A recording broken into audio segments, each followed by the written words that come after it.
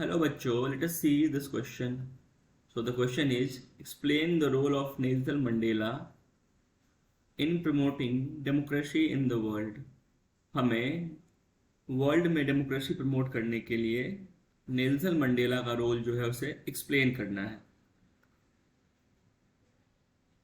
तो आइए जानते हैं इस क्वेश्चन के पीछे का की concept. So the key concept behind this question is democracy. Democracy. What is democracy? Democracy is a system in which government of a country is elected by the people. Democracy एक ऐसा system है जिसमें वो किसी भी देश की जो सरकार होती है उस सरकार को वहाँ के लोग इलेक्ट करते हैं. Now let us move to the main part of our question, which is role of Nelson Mandela in promoting democracy in the world. We have to explain the role of Nelson Mandela in promoting democracy in the world. So the first point is, Nelson Mandela was one of the most efficient and far-sighted leaders of the African National Congress. जैसे India में Indian national Congress था, वैसे ही Africa में African national Congress बना था. उसके main prominent leader कौन थे? वो नेल्सन मंडेला थे. It was under his leadership that the struggle against apartheid reached its climax.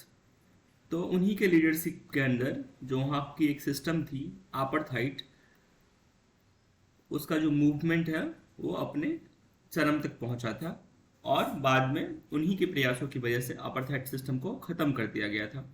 ये apartheid सिस्टम क्या है? apartheid क्या है? एक system of racial discrimination, system of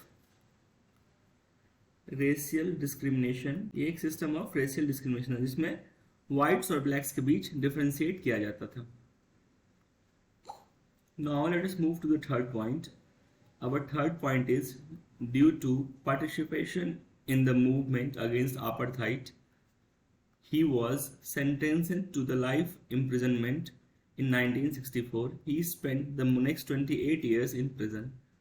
तो नेल्सन मंडेला को apartheid मूवमेंट में पार्टिसिपेशन के लिए, मूवमेंट को खड़ा करने के लिए जो उन्होंने प्रयास किए थे, इनकी वजह से उन्हें जेल में डाल दिया गया और वो अपने लाइफ के 28 ईयर्स साउथ अफ्रीका की जेल्स में बिताए हैं. Our fourth point is, in the 90s, due to activities of the African National Congress and the support it get from other countries of the world, the South African regime was completely isolated from the world. तो हुआ क्या था 90s में? क्या हुआ था 1991-92 में? जो इनकी एक्टिविटीज़ थी, नेशनल मूवमेंट की जो एक्टिविटीज़ थी, इस एक्टिविटी का सपोर्ट पूरी दुनिया कर रहे थे. वर्ल्ड के जितने भी लोग हैं सभी नेल्सन मंडेला को और उनकी एएनसी को, अफ्रीकन नेशनल कांग्रेस को सपोर्ट कर रहे थे. और इसी की वजह से साउथ अफ्रीका का जो रिजीम था, वहाँ की जो सरकार थी, दुनिया से कम्प्लीटली आइसोलेटेड हो गई थी. In 1994, the first democratic election were held, and Nelson Mandela was elected the president of South Africa.